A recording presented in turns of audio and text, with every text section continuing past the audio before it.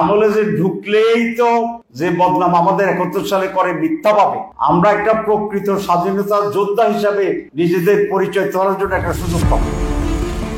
ভারত ঢুকলেই নিজেদের মুক্তিযোদ্ধা প্রমাণের সুযোগ মিলবে। জামায়াতের নায়েবে আমির ডাক্তার সৈয়দ আব্দুল্লাহ মোহাম্মদ তাহিরের দেওয়া এমন বক্তব্যের তীব্র সমালোচনা করেছেন বাংলাদেশ জাতীয়তাবাদী ছাত্রদলের কেন্দ্রীয় সভাপতি রাকিবুল ইসলাম রাকিব। জামায়াত নেতার এই বক্তব্য কি দেশের স্বাধীনতার ইতিহাস নিয়ে অবমাননাকর রসিকতা নয়, এমনই এক প্রশ্ন ছুড়ে দিয়েছেন তিনি। যুক্তরাষ্ট্রে মোহাম্মদ তাহের বলেছিলেন, অনেকে বলে জামায়াত ক্ষমতা এলে ভারতের হামলার আশঙ্কা রয়েছে। আমি বলেছি দোয়া করতেছি এরা যেন ঢুকে পড়ে। ভারত ঢুকলেই আমাদের সেই বদনাম যাবে যা 1971 সালে চাপানো হয়েছিল। তখন আমরা প্রকৃত মুক্তিযোদ্ধা হিসেবে নিজেদের প্রমাণ করার একটা সুযোগ পাব।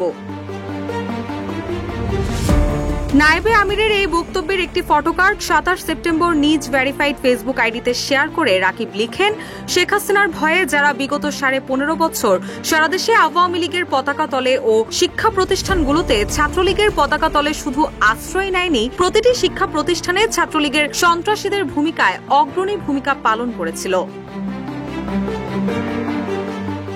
যে সংগঠনের শীর্ষ নেতাদের ফাঁসির পরও আওয়ামী লীগের সঙ্গে আতাত করে কর্মসূচি পালন করত, যে ছাত্র সংগঠনের অধিকাংশ শীর্ষ নেতৃবৃন্দ শেখ হাসিনার বিরুদ্ধে সোশ্যাল মিডিয়ায় একটা স্ট্যাটাস দেওয়ারও প্রমাণ পর্যন্ত নেই, যে ছাত্র সংগঠনের অধিকাংশ শীর্ষ নেতৃবৃন্দের নামে বিগত 15.5 বছর বাংলাদেশের কোনো থানায় একটা জিডি পর্যন্ত নেই, তাদের ফাদার সংগঠনের শীর্ষ নেতৃবৃন্দ আজ জাতির সঙ্গে এ ধরনের নির্মম রসিকতা ও মশকরা করে। এটি বিগত 15.5 বছরের আমাদের লড়াই সংগ্রামের প্রতি নির্মম পরিহাস। রুশা সুর, নিউজ ডেস্ক, ইত্তেফাক।